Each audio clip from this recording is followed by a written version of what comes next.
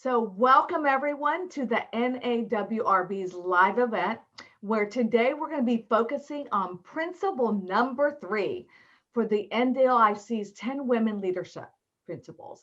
My name is Teresa Palacios Smith, and I'm Chief Diversity, Equity, and Inclusion Officer for Home Services of America and HSF affiliates. And it is my privilege to be part of this impressive group of women that you see in front of you today.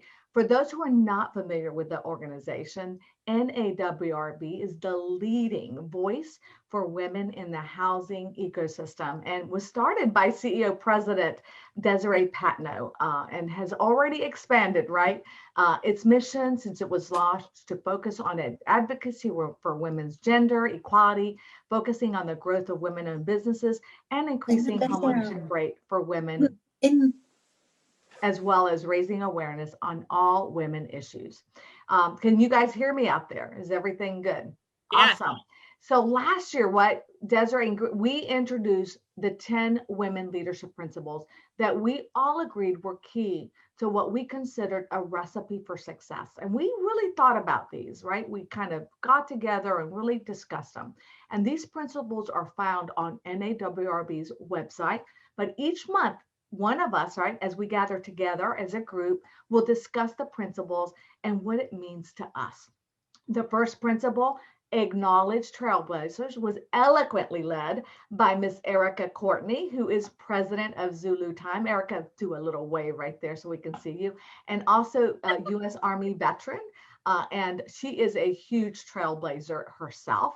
And then we had principle number 2 was led by Kelly Amat, former executive with UPS, and now sits on several boards as she retired. She did a great job leading the discussion around keep achieving.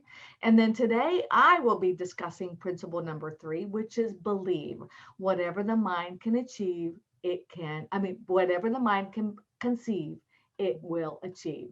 So before I get started, let me introduce our council members because they're so impressive. And I want to make sure that everyone, you all know who everyone is. So Erica, we already talked about Courtney, Dr. Shita Dorai, AI scientist, founder and CEO of Amicus Brain, as you can see in her background, and the holder of principle number, which one are you in, we'll be talking about? Number 7, right? Tammy Bunnell, CEO of Exit Realty Corporation International, a seriously lethal weapon, right? She is an avid fighter and just a trailblazer herself. So I can't wait for her principle. We also have with us, who am I missing? Anybody? Of course, I've got Desiree, which we already talked about. So one of the first books I remember impacting my life was called Think and Grow Rich. So the book inspired me to really overcome some of the many obstacles and challenges that I had throughout my life. Since the summer of my teenage years, I was really having a difficult time. And I just remember that I was spellbound by the book Spirit. And what I mean by that, so this book was written by Napoleon Hill in 1937. And it's where leadership number 3 stems from. It was there when I first read about the power of belief and how whatever your mind could conceive, it could achieve.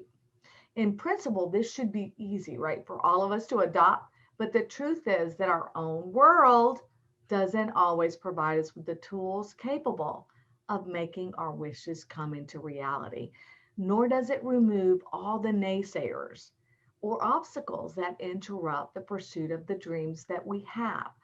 But throughout my life, I've had the opportunity and the graciousness to be able to hear and speak and meet and interview and spend time with leaders just like this and some of the most talented, powerful, and wealthiest individuals in the country. And they all shared this one principle: they believed. So here are several women that immediately come to mind because I've heard them speak and learned, or I've read about them, and they believed they could do something in their product or services, even when they were told no, no, no. Oprah Winfrey, Sarah Blakely, inventor of Spanx, right here in Atlanta, Georgia. She speaks about people turning her down. It was men that created nylons, pantyhose. Men, now do men wear them? Absolutely not. She thought she could create a better product, and she did because she believed in herself. J.K. Rowling, the author of Harry Potter books, turned down, turned down, turned down, believed that this book would make a huge difference in the lives of so many. And look at her today. You look at Susan B. Anthony, women's suffrage, believing that we should have the right to vote. Coco Chanel, Jane Austen, huge in her time, pioneers. Lady Gaga, Harriet Beecher Stowe, Maya Angelou. The list goes on and on. There's no doubt that I'm here today because I believe that with hard work and dedication, I could be leading an organization. And believe me, I was told that I could not. And today, look at my role. So my question for all of you, what does this principle mean to you? And Erica, I'm going to start with you.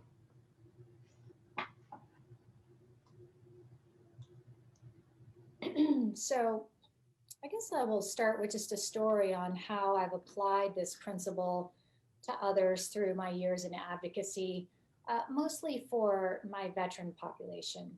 When they get out, there is a major cultural divide in how the military runs and how corporate America runs.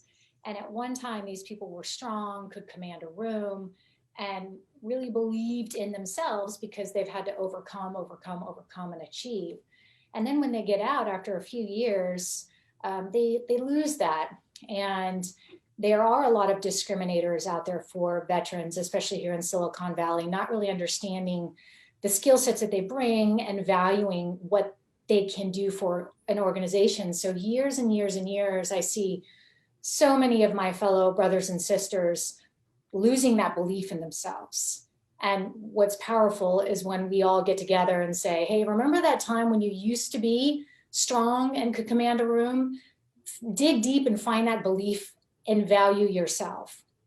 And just something as simple as that kind of tough love can help people overcome just the simplest things like finding a job, because veterans often are discriminated against because everybody thinks they're crazy or, they're very robotic. But in fact, they're very entrepreneurial and have to execute in ways that, you're given very broad orders and you have to make something while protecting the lives of your soldiers. So that's kind of how I think of belief and how that's applied, the way I've seen it the last few years is just at one point you may have believed in yourself and then you kind of dip, go back to that. And even if you get told no, just keep remembering what you have to offer. And that is such a common thread. I hear that from so many, veterans who, are commanding huge programs, are delivering services. I mean, they're fighting. I mean, and the everyday activity that they do, and then they leave and they're, diminished to, how does that roll over to this?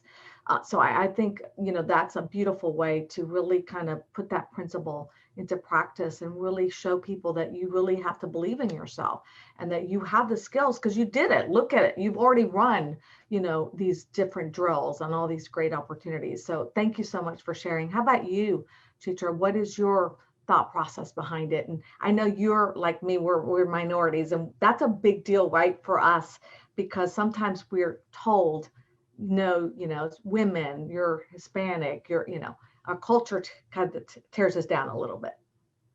Absolutely.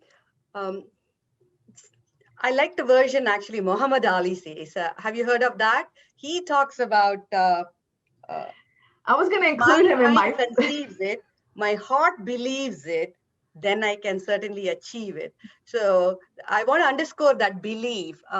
So the conceiving is the imagination of the impossible, what seems to be impossible at the time of at least when we conceive that. But once you start believing in it, then our commitment and our time, just all of those things click in to make us achieve. So I think the belief is something to be underscored, right? Reinforced. So I want to share a story because, storytelling is a way of imparting what we have gone through and sharing our own experience and wisdom. So I was in Bangalore I was 23 doing my master's. I had come out of IIT, and I decided not to come to the US at the time. And so now my mind is changing. Somebody from IBM had come and given a talk, and they talked about this IBM research and how there is a program called IBM Fellow, and that is only given to 3 or 4 people in the world, in the company, which is 300,000 plus, and it is the epitome of technical leadership. Think about this. I am 23, just doing masters, but just it opened up this world of possibilities, right? Just hearing that thought. So my mind definitely, I go back to that, conjured up. He talked about these photos in this beautiful hall of these IBM fellows. And I started, wow, I would like to be in that place. What if I can, make that happen? It's just a glimmer of an idea, right? I had no way of knowing at that time that it was going to be possible, how I was going to. I'm sitting in Bangalore, and this is right. This photograph gallery is in New York, America. So now fast forward 25 years later, and that's what I came to the US, and I studied and I worked at IBM, and I became an IBM fellow myself. And so from that glimmer of that idea to what I ended up can be, unequivocally traced to that. If your mind can conjure it and you believe in it and you work hard for it because you believe in that in yourself so much that you want that so badly, everything else, right, with your commitment and time can make that all the hurdles go away. So definitely, I this is an undercurrent in everything we do, and I like both the positive aspect of it. It allows us to imagine the impossible, aspirationally, envision a world that does not exist, and want to play a role in making that happen.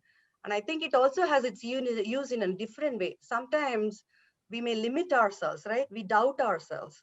Oh, maybe this is not something for me. And that power of imagination and the power of belief will make those things go away. So I think it's very powerful and useful in so many different ways. Oh my God. And what a beautiful story, right? It's such a true, you imagine it, you thought about it, you wanted it, you knew that you had to work for it, and you did, and you became what the wall that you saw. I just love that. That's beautiful. And thank you for sharing that with us. And I just totally believe, and that is my, mantra. I just believe that whatever, if you think of any inventor that is out there, it was always, oh, that's impossible. You're never going to be able to talk to people on your iPhone, on your watch, and look at that. We're doing all that. So I just think it's certainly a very achievable, whatever you can really, really, truly, conceive, it can be achieved. Kelly, how about you? Tell me what your thoughts are around this.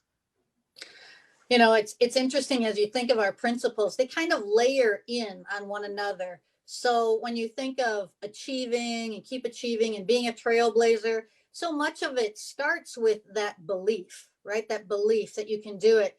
And Teresa, I think you made a really big point. I think as women in general, our culture kind of says, no, you can't do that. You can't lead those people. And I remember in the beginnings of my UPS career, I think I relocated with UPS 8 different times across the country, all different places. And, I was married with 2 young children, and people would tell me, oh, I can't do that. I can't leave my family. How can you do that? And everyone said, no, women don't do that. They never, men do that, but women don't do that. And I found it very interesting because it's always easy to say no. It's really hard sometimes to say yes.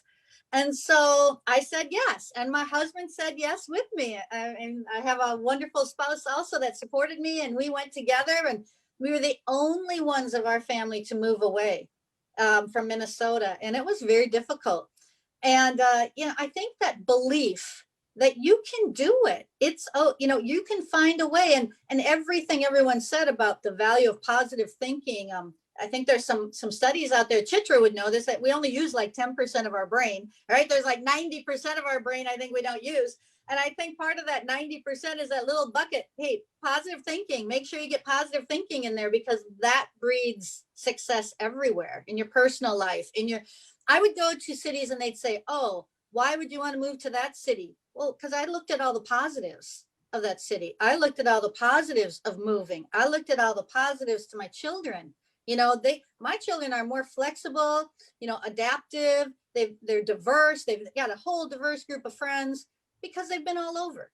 And so again, I think this is a critical principle, because it layers into every other principle that we talk about. So I think there's multiple stories we can all tell. I know we all have them, and then you get going and we all have more. But it's exciting. It really is. Yeah. And I love what you said, you know, the fact that you took that step and your spouse was with you, because that's really what it took, right? And Gino, our CEO, always says the following phrase all the time: the good news, what you think about expands.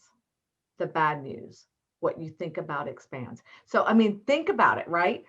If you think in positive, great, it's going to expand, it's going to explode. So that's really, I just love what you just said. How about you, Tammy? Because I know you are just, you know, an incredible talent, and all that you do and the growth in your company. I'm just so proud of you. Tell us a little bit how this applies to you. Well, I think a couple of stories, just like everyone else. I think that's really smart. I have Batman. I don't know if you can see Batman on my wall. And it says, everything's impossible until somebody does it. And I think, you know, always be yourself unless you can be Batman. But, you know, it's that whole thing that people feel the best about themselves when they do something they didn't know they could. And so if we don't take chances and we don't surround ourselves with people that push us out of our comfort zone, how far are we going to grow? I think an awful lot of people haven't been exposed to experiences. Listening to Chitra, that seeing that could be a possibility, you had to be exposed to that first. And then once you are, you light up and you can't wait to do the next thing. So as a family, our entire family, when we were raising our kids, we made a couple of really strong choices. And one was that we were all going to do martial arts together. Our oldest son is really bright, and he was getting in fights all the time in school. They were calling him brain. They were making fun of him. And, you know, my husband and I were joking around, soft to hard, hard to soft. He wasn't getting it. He broke a couple of his knuckles trying to fight back.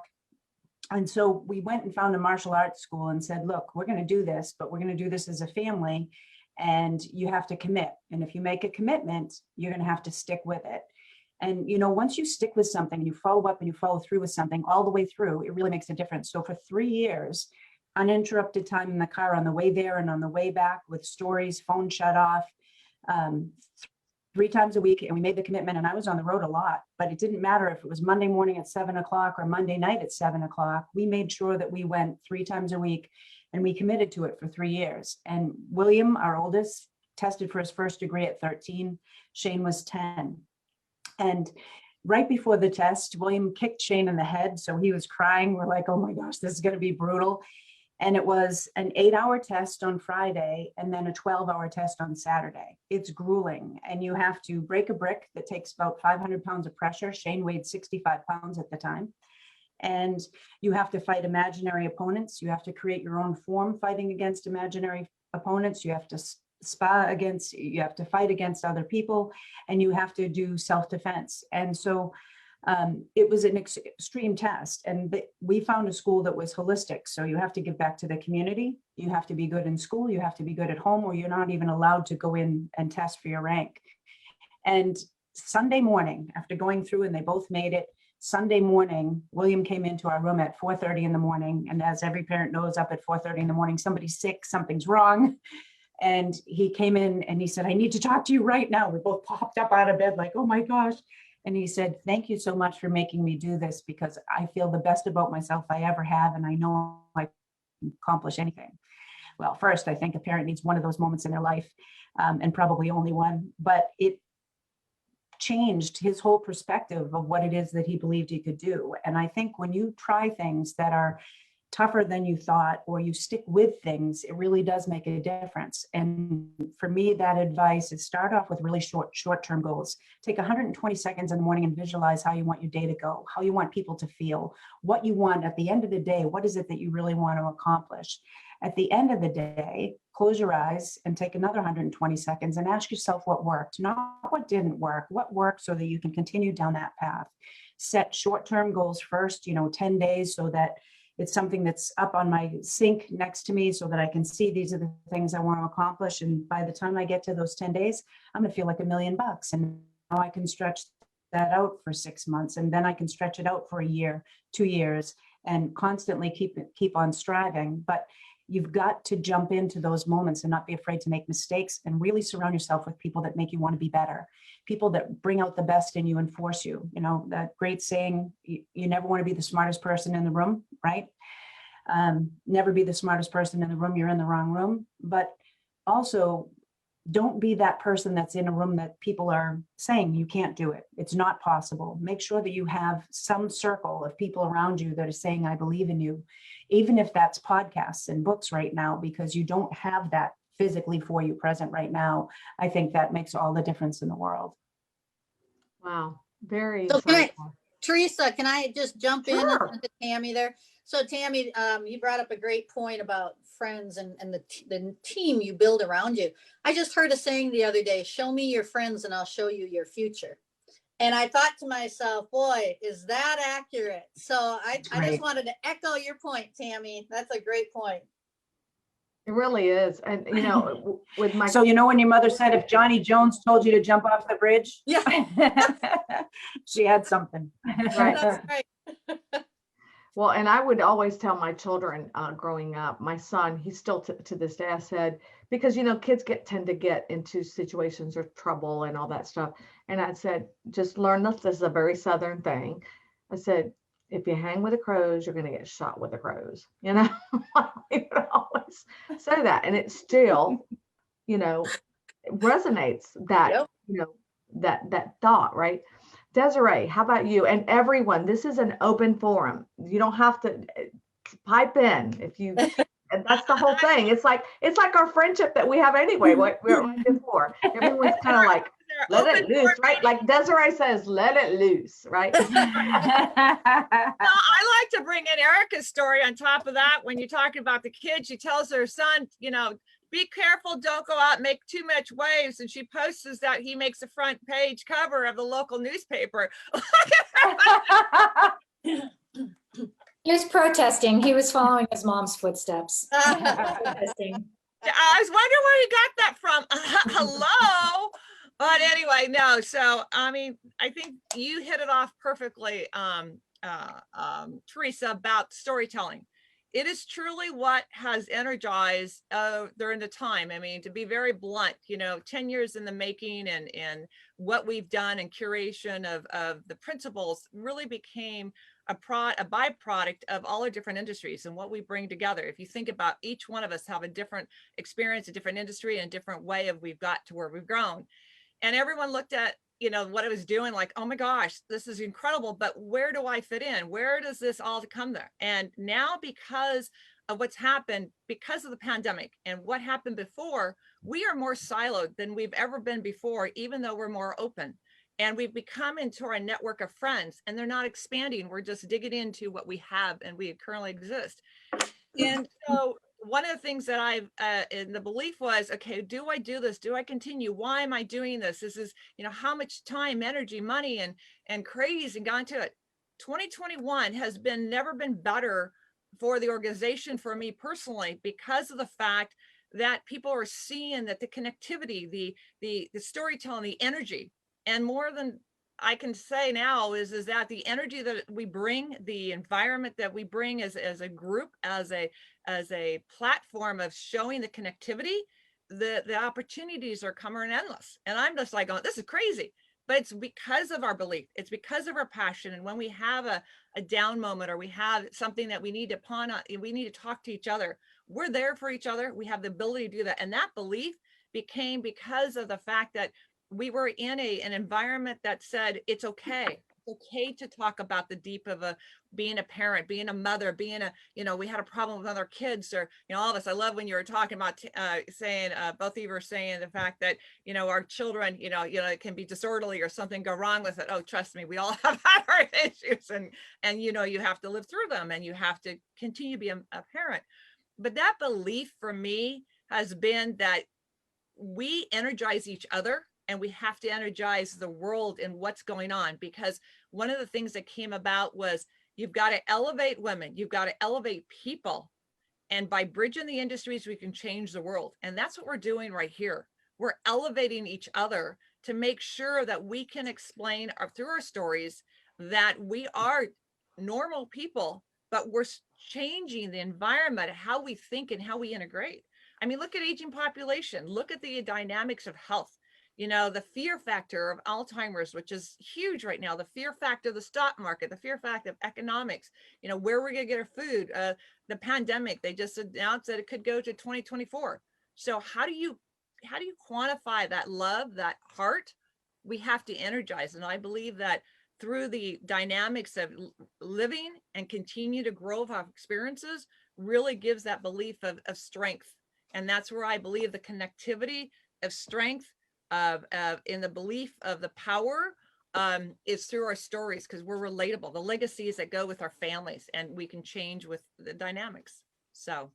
Well, and one of the things I think too, and piggybacking on what you're saying, obviously all these things are so true because we're so affected, and we've lost that human touch, right? Because we're not able to do that. And so with this morning, I was reading about schools and how the difficulty, and as I know, a lot of you who have children, right? That is very difficult for children who are really struggling with the teaching online and all the, if you think about the disparities, we're lucky to be able to offer those. And there's a lot of families that are. Certainly we're not in the boat, but I think back as a young child and the suffering that I would have had I had to do the teaching from home, because we would not have the resources, but also because the teachers that impact us every day, really from that one-on-one interaction that you have with them when they really know you, when you're in the classroom. And again, I'm not either for, I'm just saying, I remember back when my first really true belief in myself came from teachers, that I did not believe myself. I didn't believe I could do this. And I didn't believe, and just that touch. So I got to give shout outs to our teacher community, because they really change how, and they can affect a child both positively and negatively, right? In both ways. So believing in themselves and believing in that they can do that. And there's various, so I'm going to ask, anybody can pipe in, but I do want to give a shout out to 3 people that changed my life.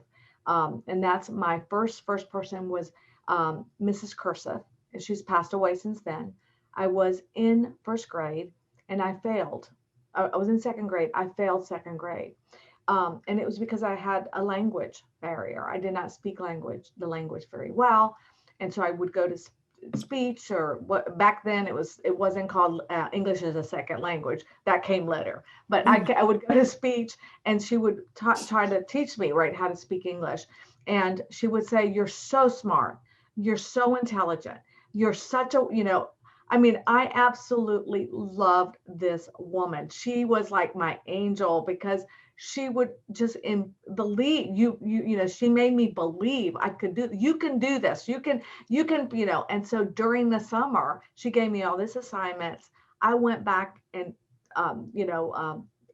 worked. It was actually second grade, third grade. I failed. So I apologize, but I would study, and I would study out based on what she gave me. And the next year I went back in, and they allowed me to get retested.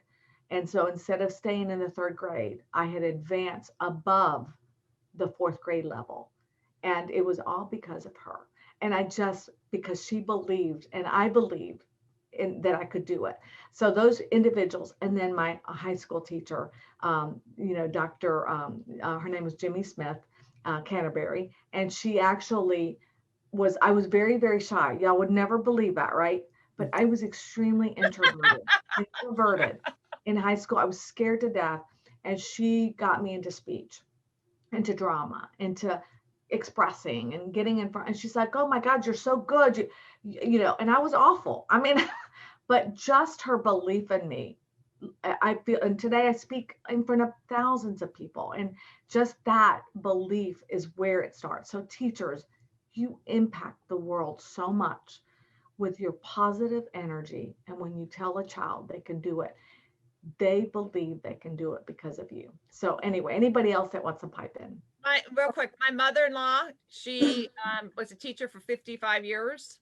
She had over 1,000 people at her graduation. She unfortunately passed away, but she hugged her kids every single day. And she taught the children who didn't have anything, and physical disabilities, mental disabilities, you name it, or challenges. And she got them to be better than the first grade students. And that because of the hug every day and to encouragement and her love to them. And what do you do on Zoom? How do you hug someone and show them and be if they didn't get hugged at home? So teachers, oh, yes. Well, and I want to add on to that a little bit too. You know, we're all leaders in business and et cetera. And I had like 1,200 people that worked for me, ran half the country, billions in revenue. And you think, you know, sometimes things don't go right and there's performance issues or there's discipline or some teaching you have to give. And I always try to think, you know, you don't have to burst the person's bubble, right? You don't have to squelch their belief. You can find the things they're good at and you can make that belief in themselves kind of shine through. Like you were saying, Teresa, it's like a teacher, but when you're leading a business, you can kind of do the same thing. And even if they don't work out in the position they're in today, there's another position based off their skill set and based off what they're good at that they can excel in. So I always kept that in mind that, hey, I'm not here to like just squelch your belief or to burst your bubble and ruin your dream. I'm here to help you fulfill your dream. Might not be here, might be over here, but there's a space for everybody. And I think teachers do a great job of it, but I think people do it every day in every position they're in. If they understand that role, right? It's an important role. I believe strongly that people in leadership should, I believe very strongly in leading from a position of love, but tough love. And so you have to put yourself in someone else's shoes and kind of see and have a perspective of where they are.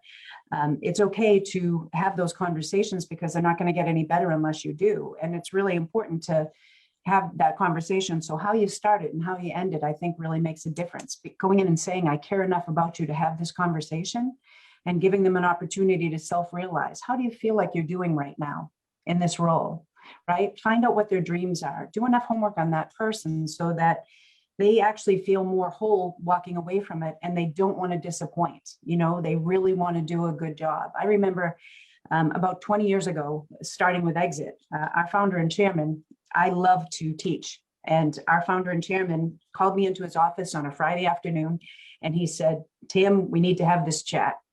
You probably have more experience and more knowledge on business and franchising than anyone, but when you speak, you sound like a professor. And I want you to relate to everybody and I want you to deliver on speaking because I see something in you. And that year I broke 4 world records, selling out 50% of the regional rights by population in the United States. So I had a little bit of cockiness. And I left with God on the plane. And, you know, this is 20 years ago. And I was so mad. I'm like, yeah, and I remember I bruised my hands because I was holding onto the seat on the plane so much. I bruised the palms of my hands. But then I slept on it and I woke up the next day and I said, you know what, if he thinks I need to get better at this, I'm going to. And then I started to watch speeches of people that I was really impressed with and presidential speeches and read about it. And 1 year later to the day, somebody offered me $10,000 for an hour to speak. And I remember thinking, I didn't think I could have more respect for him, but now I do. And I think that that's so important for all of us. When you see something in someone and you know, whether it's important for their job, important for their future, for their health and well-being, or anything else, it's really important to actually try and help them rise up too, help them to, you know, find a belief in them. The next year, he wrote in The Last Samurai. He gave me a book from The Last Samurai, and he wrote in it, when you say you're going to do something, it's already done. And having those words so that you really felt like, okay, I have a responsibility to do this now. I need to make sure that I get these things done all the time. And I think for all of us, it's a good idea to have that healthy balance of tough love, but give them an opportunity. Don't paint them into a corner. Give them an opportunity so that they can really self-realize on their own, so that they can grow to the next level. We have to believe in them. We have to have faith in them. That being said, though, you know, first time a victim, second time a volunteer. Yeah. You know, you don't want to help people that just keep repeating the process, right? So I have a rule. There's 4 groups of people out there. There are fast trackers. They get it instantly, and they probably need a minute of your time. I just want to bounce something off you. Then there are people that are up and comers. They have potential. You see it in them. Maybe they don't even see it in themselves yet, but they're coachable and they're willing.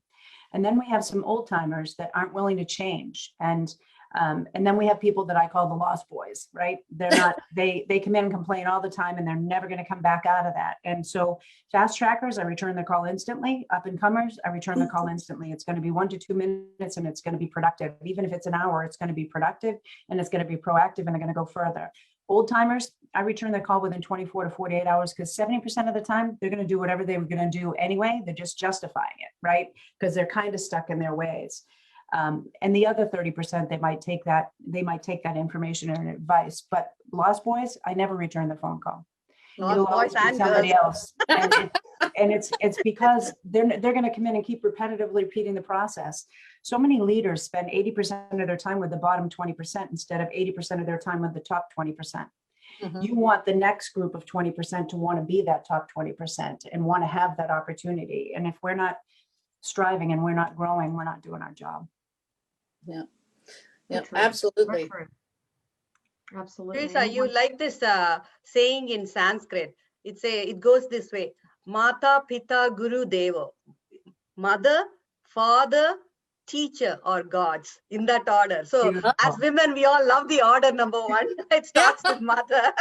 But think about it. It puts teacher, guru in the same, right, integral group as father and mother. So we have all been blessed with having been influenced and shaped by some amazing great teachers. And I think that's why we are here in a way, having become better teachers in ourselves, right? Being able to look at the, Tammy in that last which is why she's the CEO. I'm amazing. Yeah, Teresa, if I may, in a time of COVID, sometimes I think we forget, especially women and girls, how much they're suffering right now in terms of how many are leaving the workplace and people who are in battered homes. I mean, the litany of issues are from here to the atmosphere. But, I think it's so important right now to have a filter and to filter out all of this negativity that we hear every day and really believe in people, because every day there are amazing things happen that we never hear about. And so believing that, there's more good in the world than there is bad.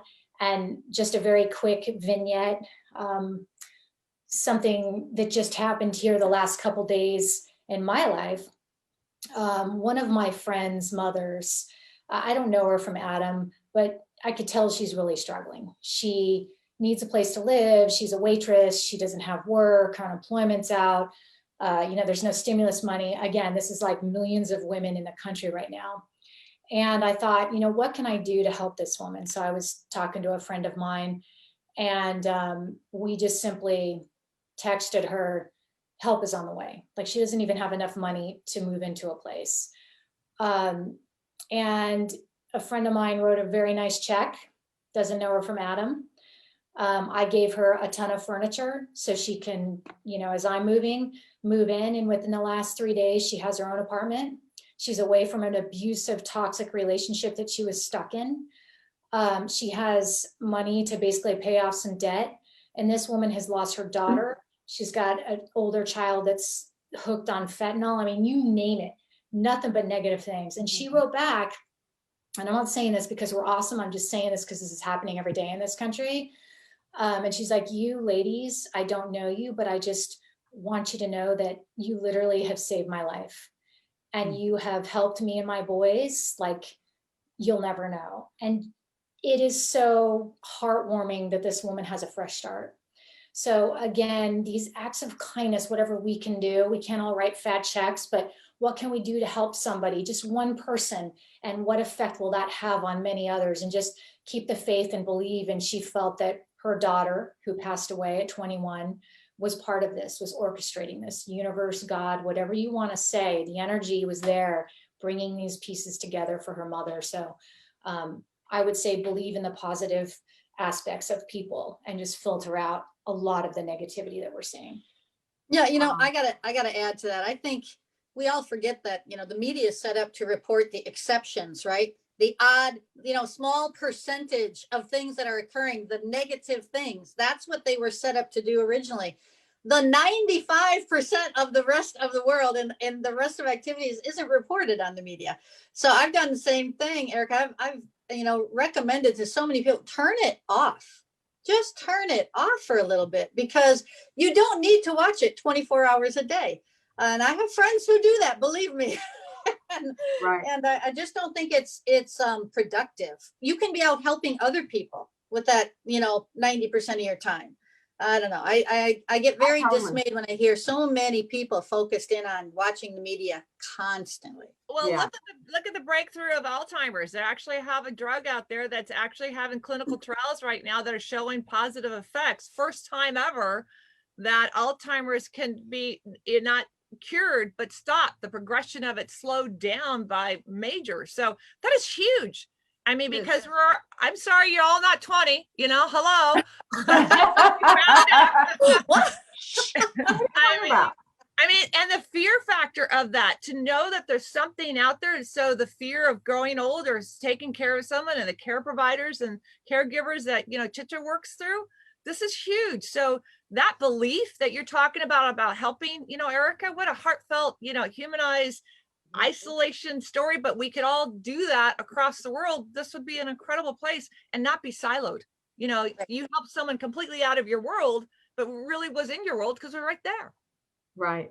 Well, we're running out of time. We're almost 2 minutes out, 12:45, and I'm one of those, because I know it's everyone out there. It's time is of essence, and of course we're busy. And I do want to also, just as we round it out, I just could not agree with you more. And as we did these principles, I was looking back, and I already mentioned it to our wonderful panel. We actually released this actual principles on the NAWRB website back in February, right? March. Can I say something, Teresa, about this? Yes. Yeah. Back in the fall of 2019, this very exercise of coming up with the principles was an embodiment of what we are today talking about. We envisioned, right? We went around and talked about we need to have principles, leadership principles. And I started saying it needs to be for the decade of 2020 is what should be.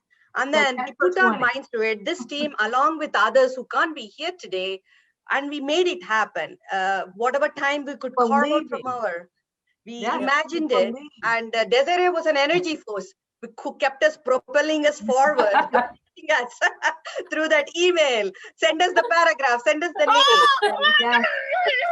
Yes, and it's so true, right? And when I wrote I look back, and the one thing we were all facing, teacher, as you say, right, was we were just, think of March, think about a year ago, we were just starting to get lockdowns.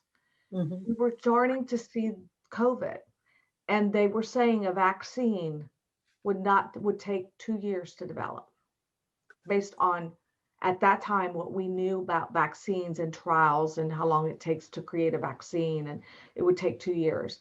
Yet 9 months in, right, we started to see the vaccine created. And I remember writing, if we believe a vaccine will happen, it will happen, and it will happen before the time that we anticipate. And again, it's just these scientists believe that they could come up with the vaccine that would cure. And look at all the advent of all these different vaccines now that are making news on the capability of being able to help us survive this. So I just think that's such a telling story of where we can be by believing, right? Desiree, and I know you want to say one last thing. Collaboration. I mean, the scientists absolutely, they collaborated, and that's what did it. Shared. They're working in silos, and if we share our resources and leverage our strengths, we can do it. Absolutely. And that's the key thing here is share, share, share. Well, and Audrey Hepburn, I think, always said it best. I love Audrey Hepburn because she has a quote that says, "Nothing's impossible. The word itself says possible." And so I love that, right? The way that she phrased that. And as we sign off, because once we sign off, guys, we'll see each other at our next event, which is when Desiree is our next. Oh, wait, well, we have our in-person in 2 weeks, but I mean, for our, it's going to be hosted by Tammy's going to be hosting Pass the Torch. So make sure you tune in for Pass the Torch every month. So everyone, if I could ask you that this is the month of believe. So everything you put out there, do a hashtag NDILC believe. And Chitra has the NDILC 10 for 20s. This is about how we can help each other. So having the stories like Erica had, let's put it out there. NDILC believe. We put it out there at hashtag. We can share and amplify what we're doing together. So thank you very much. Thanks, Desiree. And as we end the session, I want to thank our guests for this fabulous conversation. And I want to share the quote directly from Napoleon Hill's Think and Grow Rich. So you can go back and look at the book, right? You can be anything you want to be if only you believe with sufficient conviction and act in accordance with your faith. For whatever the mind can conceive and believe, the mind can achieve. So thank you, ladies. Okay. I appreciate it. See you guys next time. Bye, guys. All right, take care. Ladies. Bye-bye. Bye-bye.